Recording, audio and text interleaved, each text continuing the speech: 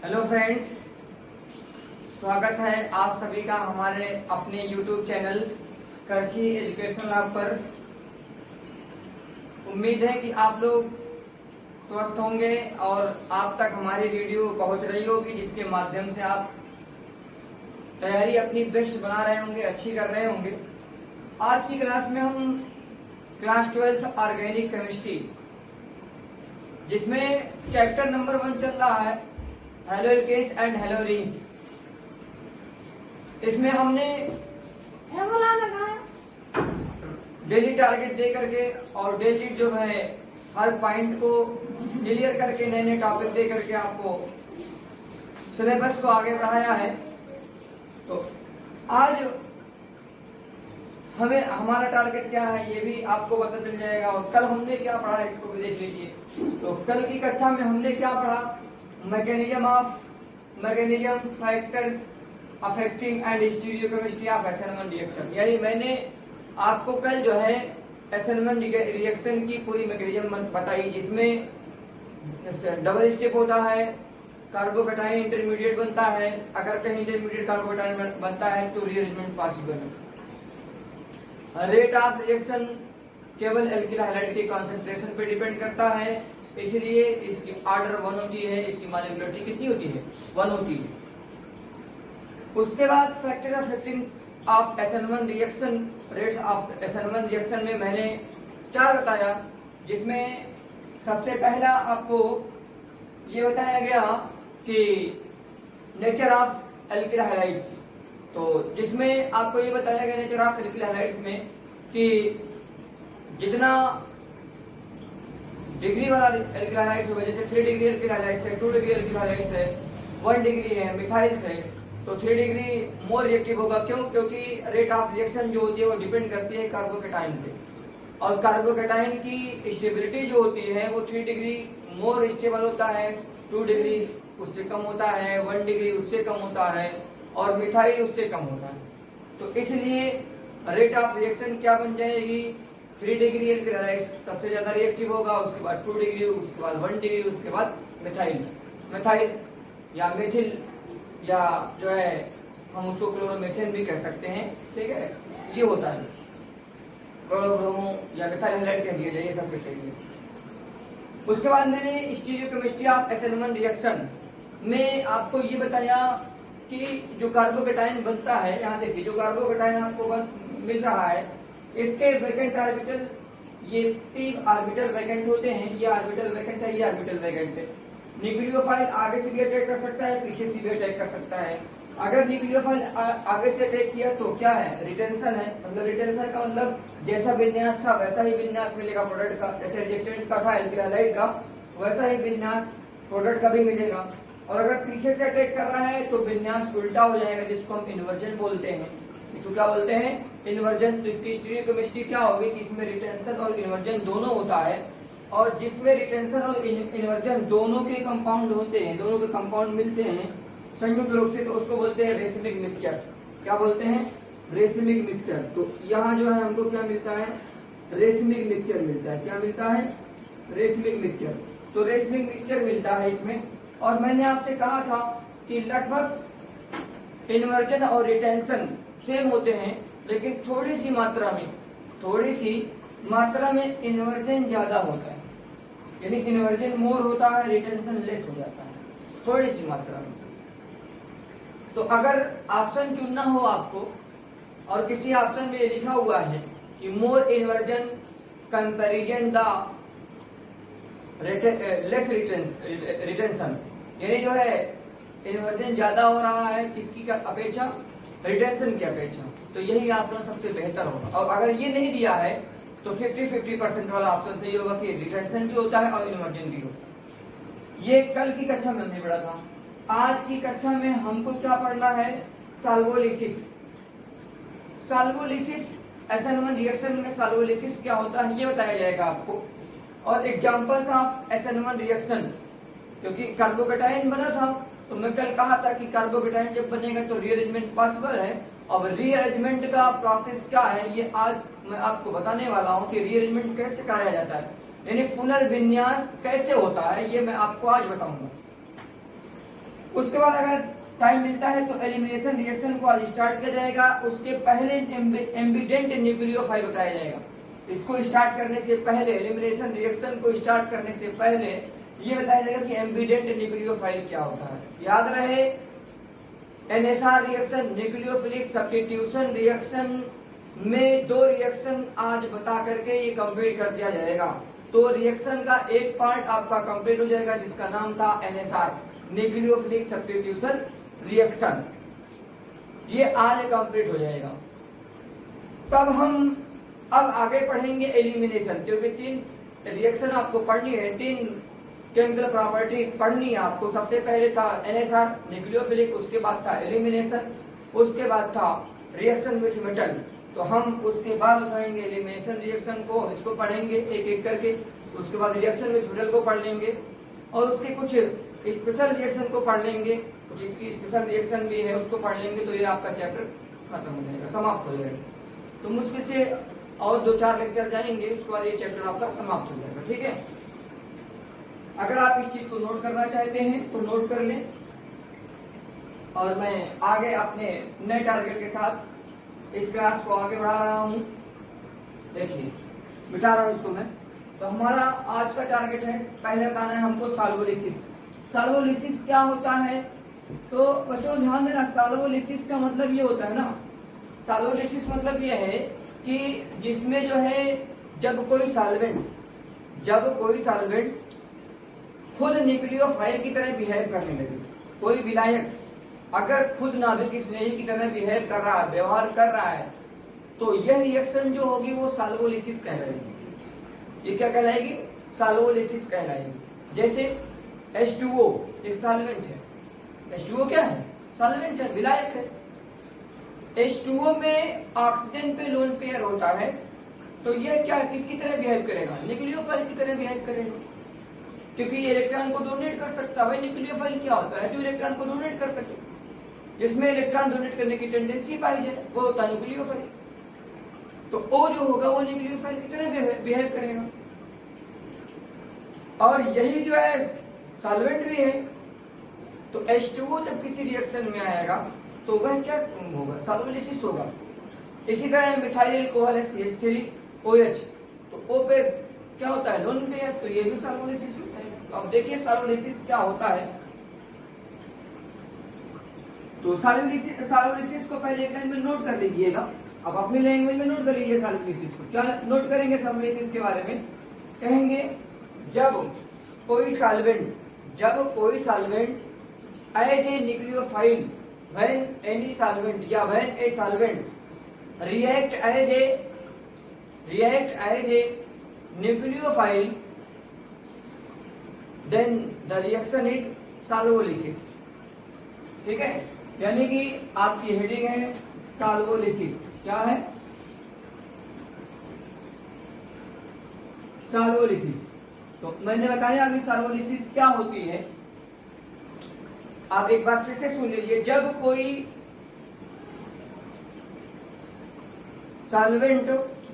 Solvent किसी भी reaction में एज ए न्यूक्लियोफाइल की तरह बिहेव करे, तो वह रिएक्शन जो होगी वो क्या कहलाएगी? सॉल्वोलिसिस कहलाएगी।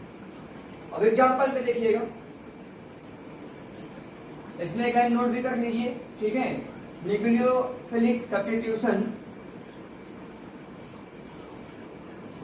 ये डिफिनेशन अभी बताया गया है। Nucleophilic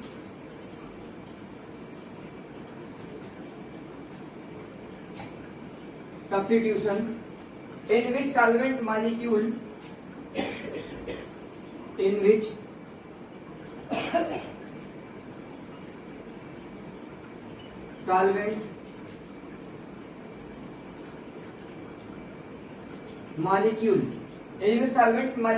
act as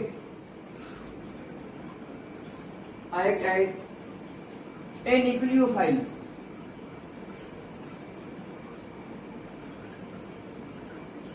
act as a nucleophile, इसको क्या बोलेंगे? सॉल्वोलिसिस बोलेंगे। क्या बोलेंगे?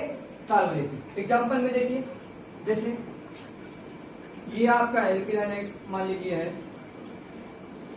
इसकी डिग्री कितनी है? 3।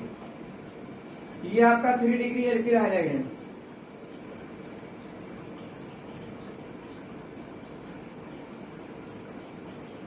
कि आपका 3 डिग्री एल्किल हैलाइड है, अगर यह जो है H2O के उपस्थिति में रिएक्शन करती है तो H2O पे होता है लोन पेयर, है ना।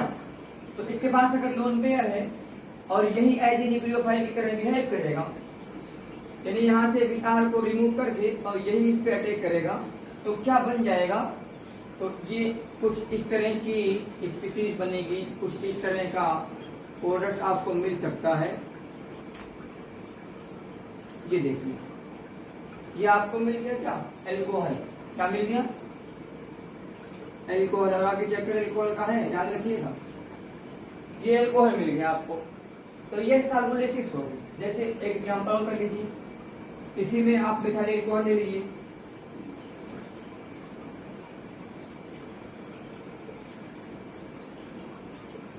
क्या ले लीजिए, मिथाइल एल्कोहल। तो मिथाइल एल्कोहल में आप जानते हैं कि यहाँ O के पास लोन पेयर, तो यही जो है यहाँ से अटैक करेगा और Br क्या हो जाएगा, रिमूव हो जाएगा। तो ये हो जाएगा आपका CH3 OCH3।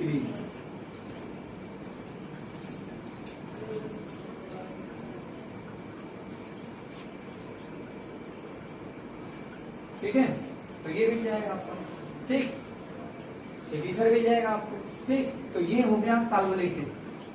इस तरह से सॉल्वोलिसिस होती है। तो आप सॉल्वोलिसिस क्या होती है इसको समझ गए होंगे। तो ये आपका कंप्लीट हुआ SN1 reaction, unimolecular substitution, nucleophilic substitution reaction, ये आपका कंप्लीट हो गया। लेकिन मैं अभी रिअरेंजमेंट का तरीका दिखाता हूँ या बताता हूँ आपको कि कैसे रिअरेंजमेंट होगा, क्योंकि एग्जाम्पल आप जब रिअरेंजमेंट का करेंगे तभी समझ पाएंगे कि हाँ रिअरेंजमेंट किस तरीके से होता है।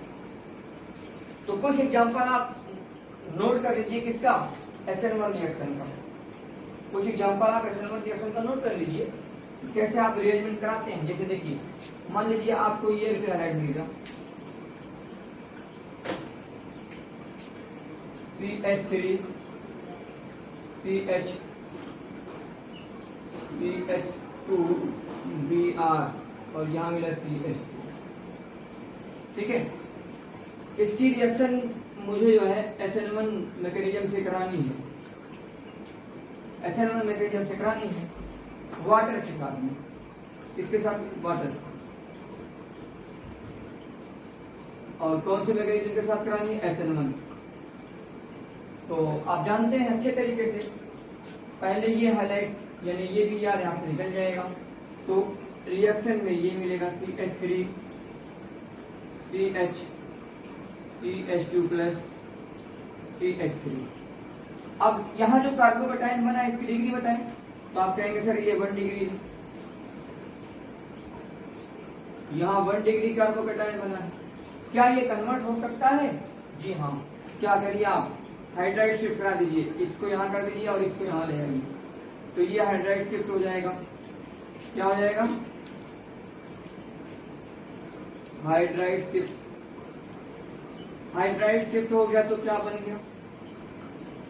CH3C CH3 CH3 यहाँ हो गया प्लास्टिक चार्ज। अब यह कितनी डिग्री का हो गया? ये हो गया 3 डिग्री का कार्बोकैटायन। अब बताओ यह ज्यादा स्टेबल है, जब ये ज्यादा स्टेबल है तो अब वाटर का मॉलिक्यूल इसी पे अटैक कर देगा।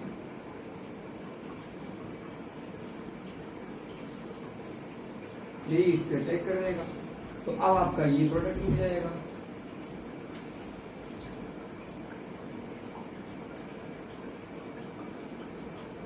ये देखिए ये एल्कोहल मिल जाएगा आपको, ठीक।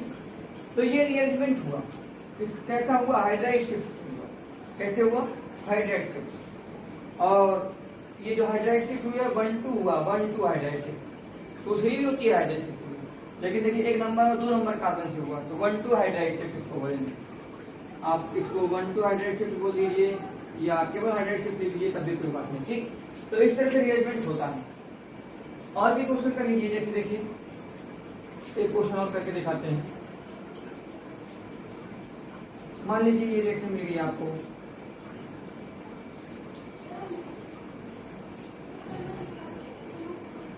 ये मिल गई, ठीक है। इसकी रिएक्शन जो है H2O के साथ में SN1 मैग्नीशियम से करानी है। तो आप पहले जो होता है उसको करिए, पहले यहाँ से Cl बाहर निकालिए, बाहर निकलेगा तो कुछ इस तरीके का कार्बोकैटायन मिलेगा आपको। अब यह जो कार्बोकैटायन है यह कितनी डिग्री का? 1 डिग्री।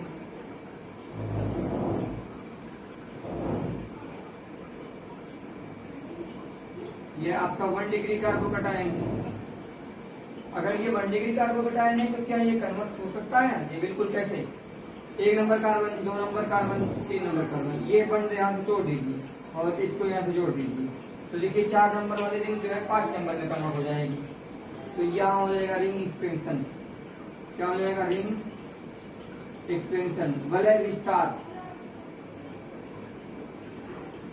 यहाँ पर वलय विस्तार हुआ और यहाँ पर हाइड्राइड की शिफ्टिंग हुई, ठीक है।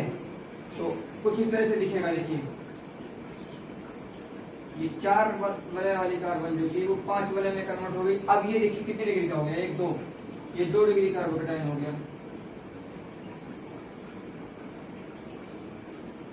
अब यहाँ से वाटर मॉलिक्यूल का अटैक करवा दीजिए, यहाँ से न्यूक्लियोफाइल अटैक करवा दीजिए,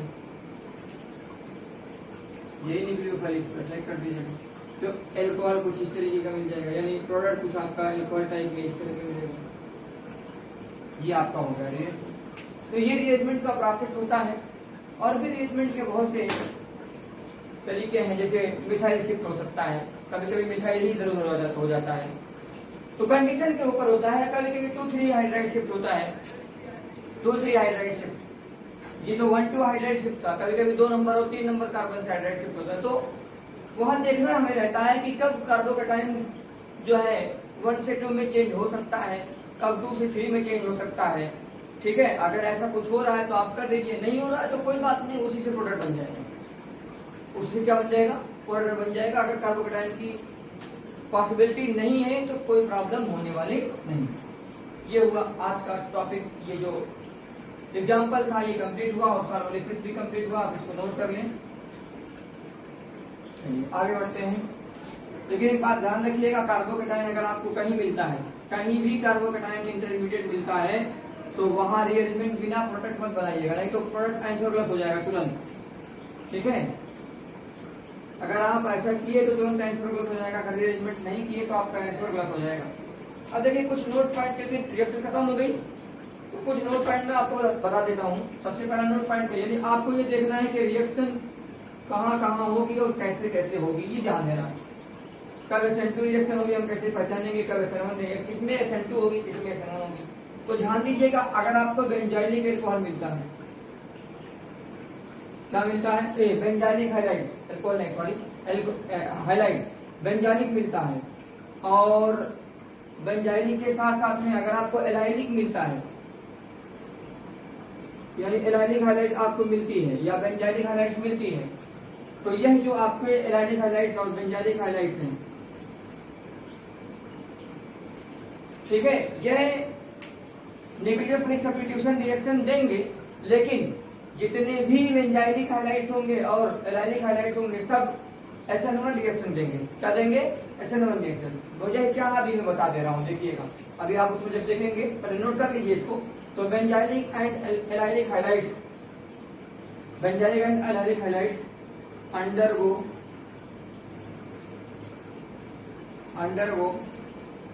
nucleophilic substitution reaction,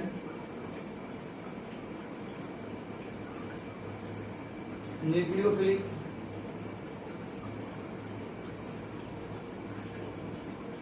substitution reaction किसके द्वारा होगी? Through SN1 mechanism, through SN1। क्यों ऐसा होता है इसको देखिए, because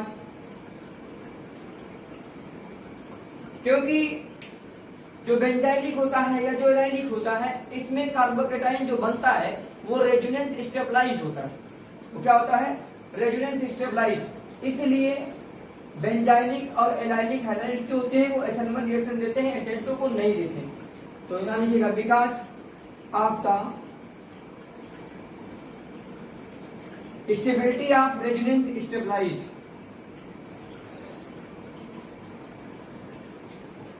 stability of the resonance stabilise. Resonance stabilise होता है, इसी वजह से यह रिएक्शन जो है SN1 मैकेनिज्म से होती है, SN2 मैकेनिज्म से नहीं होती। जैसे मान लीजिए बेंजाइलिक हाइड्स में ऐसा कुछ आपको मिल गया,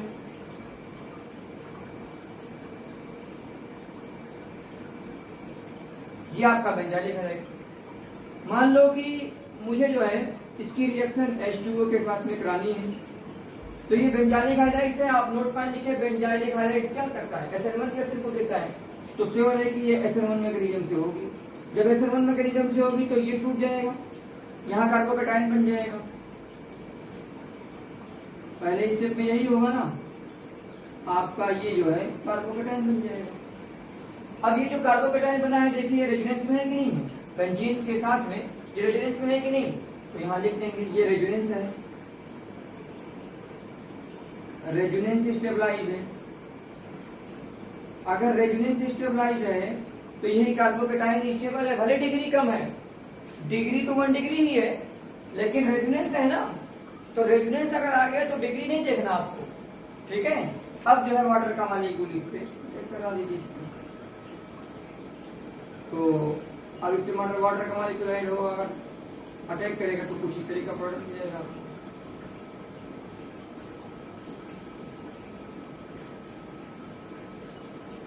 ये मिल जाएगा, ठीक, ऐसा कुछ मिल जाएगा प्रोडक्ट। तो ये रेजोनेंस स्टेबलाइज, ये तो बेंजीलिक में हुआ। अब एनालिक का भी एक एग्जांपल ले लीजिए, ये तो बेंजीलिक का हो गया। एनालिक पहचान तो जानते होंगे ना, जो बच्चे पहचान नहीं कर पाएंगे वो कर भी नहीं पाएंगे रिएक्शन को, और पहचान में आपको शायद लेक्चर नंबर 2 में बताया हूँ। तो एनालिक का जैसे देखिए ये हो गया, ये हुआ। अब इसकी रिएक्शन मुझे करानी है H2O के साथ में, तो श्योर है कि ये SN1 मैकेनिज्म होगी, क्योंकि एनालिक पोजीशन है। तो एनालिक में सबसे पहले क्या होगा, ये Cl यहां से निकलेगा, तो बनेगा क्या देखिएगा, पहले स्टेप में ये बनेगा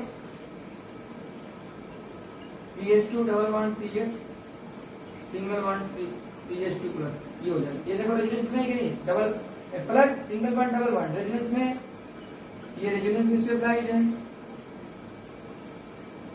अगर रेजोनेंस स्टेबलाइज है तो तुरंत यहीं से प्रोडक्ट बन जाएगा।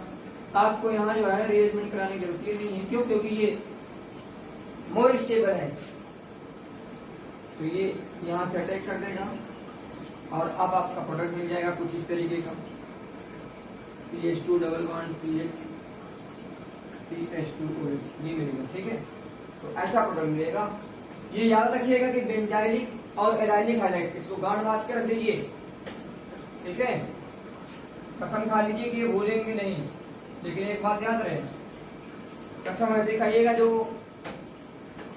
चलने लायक हो, ऐसी कसम मत खाइएगा जो चलने लायक ही ना हो, ठीक है। तो ऐसी कसम खाइएगा, आप सोच लीजिए किसकी कसम खाएंगे, ठीक, आप खुद सोचिए। तो बेंजाइलिक और एलाइलिक हाइड्राइड्स क्या होते हैं, वो न्यूक्लियोफिलिक सब्स्टिट्यूशन रिएक्शन देते हैं, लेकिन मैकेनिज्म किसकी चलती है, SN1 मैकेनिज्म। वजह क्या है, क्योंकि यहाँ पर जो है जो कार्बोकेटाइन बनता है वो रेजोनेंस स्टेबलाइज होता है, इसी वजह से SN1 मैकेनिज्म के थ्रू ये रिएक्शन होती है, ठीक। दूसरा पॉइंट नोट कर देखिए, एक पॉइंट नोट हो गया, ये पॉइंट नंबर 2 नोट में नोट कर ले इसको। देखिए पॉइंट नंबर 2 क्या होगा,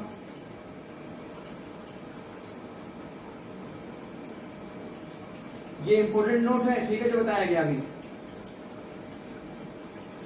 पॉइंट नंबर 2 देखिए, अगर आपको मान लीजिए एराइल हाइड्राइड्स मिलता है, क्या मिलता है, एराइल और विनाइल, बेंजाइलिक और एराइलिक तो समझिए, तो सिंपल हाइड्राइड्स मिलता तो जानते ही हैं उसको। अगर मान लो आपको एराइल हाइड्राइड्स मिल गया, एराइल एंड विनाइलिक, ठीक है, विनाइल हाइड्राइड्स मिल गया, तो ध्यान दीजिएगा नॉर्मल कंडीशन में ये तो कोई रिएक्शन न्यूक्लियोफिलिक सब्स्टिट्यूशन रिएक्शन नहीं देंगे, लेकिन अगर कोई स्पेसिफिक रिएक्शन, स्पेसिफिक पोजीशन आती है, कोई हाई कंडीशन आती है, तब ये न्यूक्लियोफिलिक सब्स्टिट्यूशन रिएक्शन को दे सकते हैं। अगर ऐसा कुछ होता है तब ये दे सकते हैं, यानी कि एराइल हाइड्राइड्स और विनाइल हाइड्राइड्स ये नॉर्मल कंडीशन में कभी भी न्यूक्लियोफिलिक सब्स्टिट्यूशन रिएक्शन को नहीं देंगे। इसका मतलब ये है कि इसको न्यूक्लियोफिलिक सब्स्टिट्यूशन रिएक्शन कराने के लिए हाई कंडीशन की जरूरत होगी। तो ये नोट कर लें आप कि aryl and vinyl halides do not undergo nucleophilic substitution reaction under normal condition. Aryl and vinyl halides do not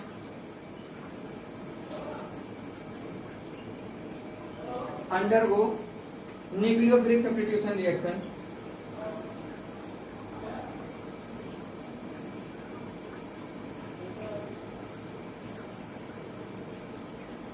nucleophilic substitution reaction, ठीक है, अंडर द नॉर्मल कंडीशन।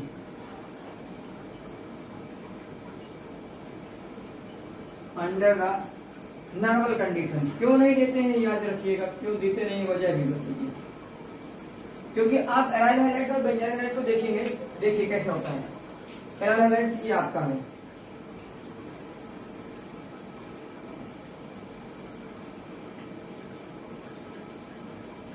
ये आपका एराइल हैलाइड्स है।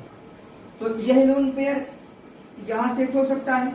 तो यह जो मिला यहां पर जो दिख रहा है आपको सिंगल बॉन्ड, ये हो जाएगा पार्शियल डबल बॉन्ड। इसमें आ जाएगा पार्शियल डबल बॉन्ड का कैरेक्टर, इसका पार्शियल डबल बॉन्ड कैरेक्टर आ जाएगा। ये पार्शियल डबल बॉन्ड कैरेक्टर आ गया कि नहीं आ गया? तो अगर ये पार्शियल डबल बॉन्ड कैरेक्टर हुआ तो पार्शियल डबल बॉन्ड कैरेक्टर के कारण ये न्यूक्लियोफिलिक सब्स्टिट्यूशन रिएक्शन को नहीं देगा। तो यहां लिख लीजिएगा कंडीशन में नॉर्मल कंडीशन, बिकॉज रीजन लिख लीजिए क्या है, बिकॉज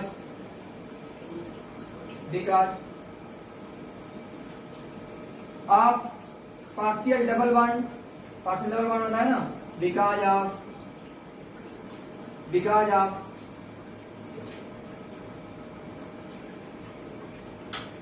पार्शियल डबल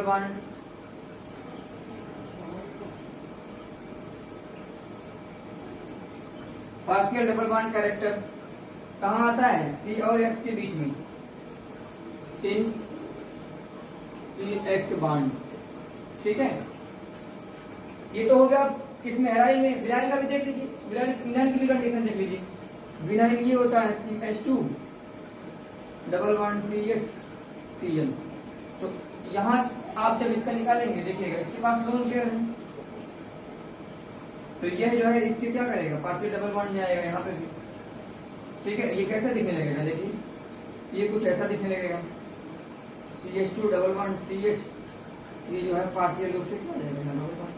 तो ये भी क्या हो गया, पार्शियल डबल बॉन्ड की वजह से यह भी जो है नॉर्मल कंडीशन में न्यूक्लियोफिलिक सब्स्टिट्यूशन रिएक्शन को नहीं देता है। अगर कोई स्पेसिफिक कंडीशन आती है तो हो सकता है कि ऐसा हो जाए, ठीक है। यानी कोई न्यूक्लियोफाइल ऐसा आएगा जो स्ट्रांग जो इस कंडीशन को हटा सके, तो समझ लो कि वो जो है हो सकता है दे दे कहीं रेयर केस में। वैसे ज्यादातर ये जो है न्यूक्लियोफिलिक सब्स्टिट्यूशन रिएक्शन को नहीं देते हैं। दोनों नोट पॉइंट हो गया। तीसरा ये भी इंपॉर्टेंट है आपके लिए नोट पॉइंट, यह क्या है ध्यान दीजिएगा। अगर आपको कहीं मेथिल हाइलाइट्स मिलता है, H3CX मिलता है, H3CX, तो यह हमेशा SN2 रिएक्शन देगा, ये याद रखिएगा। ये हमेशा किसको देगा, SN2। गांठ बांध लीजिए इसकी, ये हमेशा SN2 रिएक्शन देगा। लेकिन अगर मान लो आपको 1 डिग्री एल्किल हैलाइड्स मिला, 1 डिग्री एल्किल हैलाइड्स, तो यह भी SN2 रिएक्शन को देगा। और अगर 3 डिग्री एल्किल हैलाइड्स मिला तो ध्यान दीजिएगा यह SN1 रिएक्शन को देगा। किसको देगा, इसमें ज्यादा चांस होगी कि यह SN1 रिएक्शन को देगा। 2 डिग्री के लिए थोड़ा सा पोजीशन याद रखिए। 2 डिग्री दो कंडीशन में हो सकता है। अगर मान लो 2 डिग्री एल्किल हैलाइड्स मिलता है तो ये इसकी दो पोजीशन हो सकती है। अगर पोलर ए प्रोटिक सॉल्वेंट है, पोलर ए प्रोटिक सॉल्वेंट है और स्ट्रांग न्यूक्लियोफाइल कोई दिया हुआ है, स्ट्रांग न्यूक्लियोफाइल दिया हुआ है, पोलर ए प्रोटिक सॉल्वेंट है, तो पोलर ए प्रोटिक सॉल्वेंट किसको फेवर करता है, SN2 मैकेनिज्म को। तो यह जो है क्या देगा, 2 degree alkyl halides SN2 reaction देगा। लेकिन अगर मान लीजिए पोलर प्रोटिक सॉल्वेंट है, PPS है, पोलर प्रोटिक सॉल्वेंट, और कोई वीक न्यूक्लियोफाइल है, कोई वीक न्यूक्लियोफाइल है, तो यह जो देगा वह जो है SN1 रिएक्शन को देगा। किसको देगा? SN1 reaction. इसकी गाढ़ बात कीजिए आप, इसको याद कर लीजिए, यही आपका मूल मंत्र है, ये मूल मंत्र आपका है, ठीक है। और इस चीज को जरूर याद रखें, अगर मिथाइल हैलाइड्स हैं SN2 रिएक्शन को देगा, अगर 1 डिग्री एल्किल हैलाइड्स है ज्यादातर चांस है SN2 रिएक्शन दे, अधिकतर चांस है, और अगर 3 डिग्री एल्किल हैलाइड्स है तो SN1 रिएक्शन देगा, SN1 नेगेटिव के थ्रू रिएक्शन होगी। 2 डिग्री है तो पोजीशन बन जाएगी, पोलर एप्रोटिक सॉल्वेंट हो और स्ट्रांग न्यूक्लियोफाइल हो तो SN2 रिएक्शन होगी, और अगर पोलर प्रोटिक सॉल्वेंट है, पोलर प्रोटिक सॉल्वेंट है, वीक न्यूक्लियोफाइल है तो SN1 रिएक्शन हो जाएगी, ठीक है। तो ये है नोट पॉइंट 3 थे, तीनों इंपॉर्टेंट है, आप इस तीनों पॉइंट को जरूर याद रखें, ठीक है। आगे बढ़ता हूं, ये रिएक्शन अब कंप्लीट हो गई, आपकी न्यूक्लियोफिलिक सब्स्टिट्यूशन रिएक्शन यहाँ पे कंप्लीट हो गई। इतना आपने न्यूक्लियोफिलिक सब्स्टिट्यूशन रिएक्शन में अगर पढ़ लिया तो चाहे कोई जेईई मेंस क्वेश्चन हो या नीट का क्वेश्चन हो या कोई बोर्ड एग्जाम का क्वेश्चन हो, चाहे यूपी बोर्ड हो, सीबीएसई बोर्ड हो, या कोई भी कंपटीशन क्वेश्चन आपको मिलता है या कोई बोर्ड का क्वेश्चन मिलता है तो आप उसको आसानी से कर सकते हैं।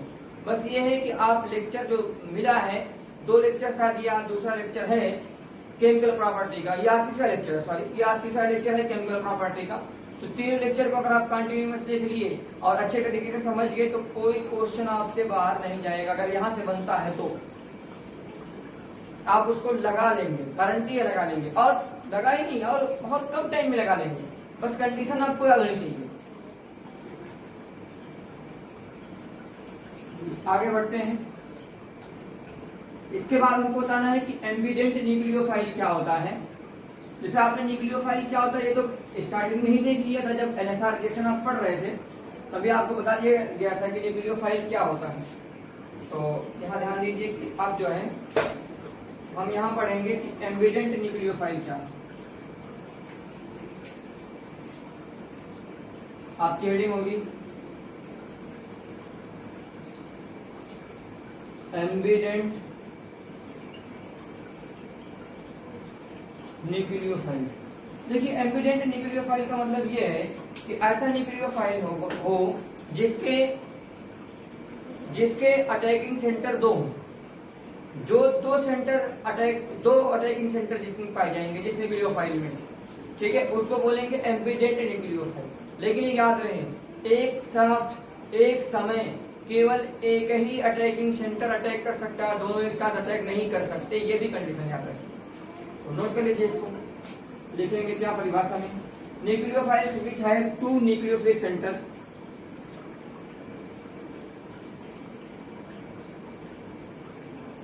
Nucleophile which have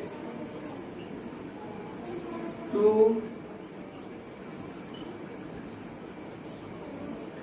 nucleophilic centre, 2 nucleophilic center, but only one is used at a time. But only one is used at a time. एक साथ केवल एक ही न्यूक्लियोफिलिक सेंटर से अटैक हो सकता है, दूसरे से नहीं। जैसे एग्जाम्पल देखिए कौन कौन से है न्यूक्लियोफाइल के, इसके 1-2 एग्जाम्पल देख लीजिए। जैसे साइनाइड है, साइनाइड इस पे लोन पेयर होता है और इस पे आंशिक पॉजिटिव होता है, सॉरी आंशिक नेगेटिव होता है, आंशिक नेगेटिव पाया जाता है।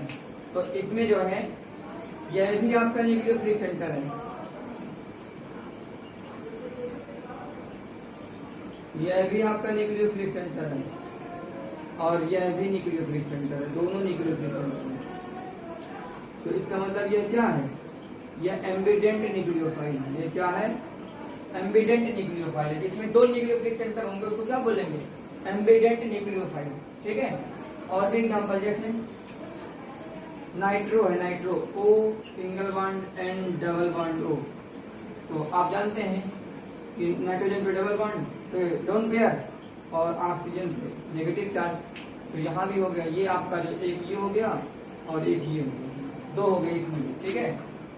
लेकिन एक साथ या तो इससे अटैक करे या तो इससे अटैक करे, या इससे करे या इससे करे, दोनों एक साथ अटैक में नहीं हो सकते, दोनों एक साथ अटैक नहीं कर सकते, ठीक है। अब एग्जाम्पल इसका देख लीजिए, जैसे देखिए मान लीजिए ये आपका एल्किल हैलाइड्स है और आपने रिएक्शन करा दी किसके साथ में, KCN के साथ में। तो ध्यान दीजिए जब KCN के साथ में रिएक्शन करा रहे हैं तो मैं कार्बन को एज न्यूक्लियोफाइल मान रहा हूं, तो इस तरह से नेगेटिव होगा और यही इससे अटैक करके एल्किल हैलाइड्स को यहाँ से निकाल देंगे। तो क्या बन जाएगा देखिए RCN+KBr। तो ये क्या बना है, ये बना है एल्किल साइनाइड। क्या बना है, एल्किल साइनाइड। क्या बना है, एल्किल साइनाइड। लेकिन एक एग्जांपल और देखिए, अगर सपोज कर लो RBr और प्लस AgCN मिला और न्यूक्लियोफाइल की तरह कौन काम किया, नाइट्रोजन, तो नाइट्रोजन इस पर अटैक करेगा और Br बाहर निकलेगा, तब क्या बनेगा, तब बनेगा RNC, क्योंकि न्यूक्लियोफाइल कौन काम कर रहा है, N काम कर रहा है, N न्यूक्लियोफाइल की तरह काम कर रहा है, तो RNC बनेगा, ठीक है, और प्लस AgBr बनेगा। तो RNC बना, तो इसका मतलब क्या हुआ, यह आपका एल्किल आइसो एल्किल साइनाइड है। ये क्या है, एल्किल आइसो साइनाइड लिख दीजिए, एल्किल आइसो साइनाइड, ठीक है, ये आपका एल्किल आइसो साइनाइड। तो ये रीजन भी एनसीईआरटी में पूछा है कि अगर KCN के साथ क्रिया करता है तो एल्किल साइनाइड बनता है, और अगर AgCN के साथ करता है तो एल्किल आइसोसाइनाइड बनता है। रीजन क्या है, रीजन यही है कि इसमें एज न्यूक्लियोफाइल कौन काम कर रहा है, कार्बन, और इसमें एज न्यूक्लियोफाइल कौन बिहेव कर रहा है, नाइट्रोजन। इसीलिए यह जुड़ेगा नाइट्रोजन R से, ना कि C जुड़े R से। जब C एज न्यूक्लियोफाइल काम किया तो C जुड़ा, और जब N न्यूक्लियोफाइल की तरह काम किया तो N जुड़ा। तो इसलिए यहाँ क्या बना, एल्किल साइनाइड, और यहाँ क्या बना, एल्किल आइसोसाइनाइड। रीजन यही है। तो ये क्या होता है, एम्बिडेंट न्यूक्लियोफाइल। आप समझ गए होंगे अच्छे तरीके से एम्बिडेंट न्यूक्लियोफाइल क्या होता है। लिखा nucleophile which have two nucleophilic centre but only one is used at a time. मतलब ऐसा न्यूक्लियोफाइल जिसके दो अटैकिंग सेंटर हो। जैसे देखिए इससे भी अटैक कर सकता है, इससे भी, देखो किया कि नहीं, सी से भी किया और एन से भी किया। तो सीएन देखिए दोनों दो अटैकिंग सेंटर है कि नहीं है, दो अटैकिंग सेंटर है, इसका मतलब ये एम्बिडेंट न्यूक्लियोफाइल। ये क्या है, एम्बिडेंट न्यूक्लियोफाइल, ठीक है। अब हम अपने लास्ट टारगेट पे आ रहे हैं। आज का आपका लास्ट टारगेट है, ये तो हो गया कंप्लीट कि न्यूक्लियोफिलिक रिएक्शन क्या होती है और एम्बिडेंट न्यूक्लियोफाइल क्या है। बाकी इसमें जो क्वेश्चन बने हुए हैं नीट्स जेई में, मैं इसका एक सेशन लेके आऊंगा एक दिन स्पेशल संडे को। मैं नीट्स और जेई की जितने पीवाई क्वेश्चन हैं, पीवाई क्यू क्वेश्चन जितने भी हैं, मैं सबको एक साथ एक सेशन लेकर के आऊंगा और उसमें पूरा क्वेश्चन इस चैप्टर से, एल्किल हैलाइड्स के चैप्टर से करवा दूंगा। जब ये खत्म हो जाएगा चैप्टर तब, अभी नहीं, अभी जब रिएक्शन पूरी खत्म हो जाएगी, अगला चैप्टर स्टार्ट कर दिया जाएगा, तब इस चैप्टर से जितने क्वेश्चन बने हैं अभी तक नीट में, जेई मेंस में, तो आपको पूरे करवा दिए जाएंगे, ठीक है। अब आपकी नई हेडिंग होगी एलिमिनेशन रिएक्शन। ये नया टारगेट आपका है और नया रिएक्शन भी मिला। एक रिएक्शन आप पढ़ चुके हैं, कौन, NSR, nucleophilic substitution reaction, elimination reaction.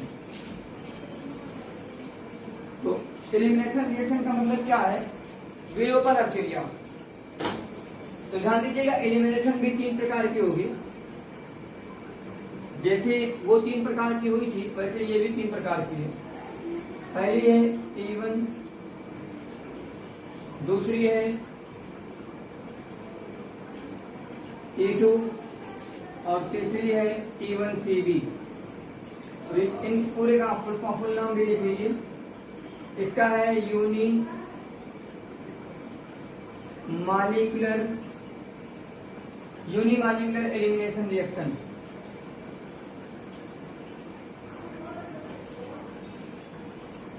Unimolecular elimination reaction.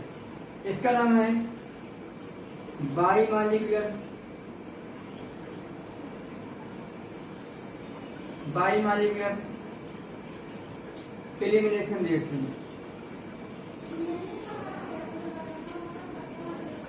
Elimination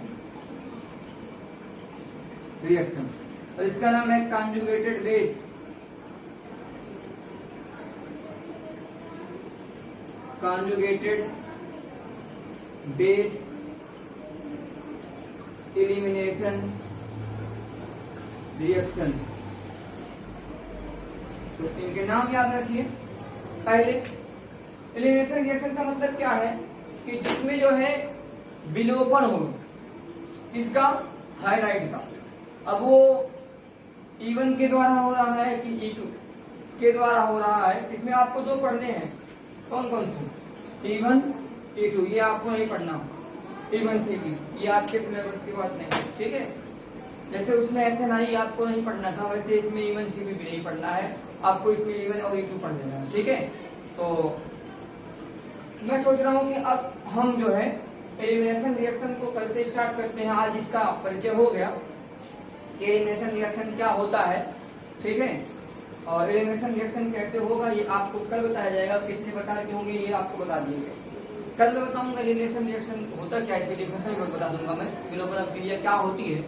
उसके बाद तब मैं फिर बताऊंगा E1 और E2, इसकी मैकेनिज्म भी पढ़ी जाएगी और इसके एग्जाम्पल भी पढ़े जाएंगे।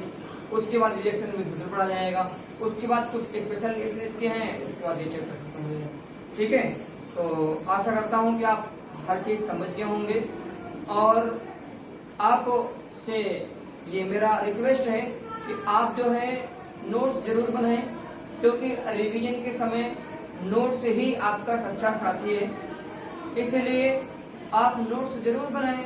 आप रफ में लिखेंगे तो रफ जो है रफ की तरह फेंक दिया जाएगा, और नोट्स है तो नोट्स को अच्छे तरीके से आप रखेंगे। जैसे ही आप इसको लगता है कि आप इसके क्वेश्चन को भूल रहे हैं, वैसे ही इसका रिवीजन कर लें। हफ्ता दिन, 10 दिन, या एक टारगेट बना लीजिए कि इतने दिन में मुझे जो है दोबारा इस चैप्टर को पूरा रिवीजन कर लेना है। तो आप अगर इस तरह से रिवीजन करते रहें तो आपके ऊपर एग्जाम का कोई प्रेशर नहीं होगा, और आप जो है बेस्ट क्या, वेरी बेस्ट आप करके आएंगे, वेरी बेस्ट करके आएंगे। ये मैं आपसे वादा कर रहा हूँ। अगर आप ऐसा कर रहे हैं तो आपका जो पेपर 70 है वो 69 नहीं आएगा, वो 70 का 70 आएगा। लेकिन आपको वेरी बेस्ट तब मिले, आपका वेरी बेस्ट तब होगा जब आप जो है नोट्स बना करके अच्छे तरीके से उसको रखते हैं, और हफ्ते दिन पे या 10 दिन पे अपने टारगेट के अनुसार, अपने शेड्यूल के अनुसार जो है इसका रिवीजन करते रहते हैं, तो आपको कोई परेशानी होने वाली नहीं है, ठीक है। इस लेक्चर को हम यहीं समाप्त करते हैं। तब तक के लिए आप अपना ख्याल रखें। अब नए लेक्चर में मिलेंगे हम नए टॉपिक के साथ, जिसमें आपको बताया जाएगा एलिमिनेशन रिएक्शन। थैंक यू, धन्यवाद, बाय बाय, टेक केयर।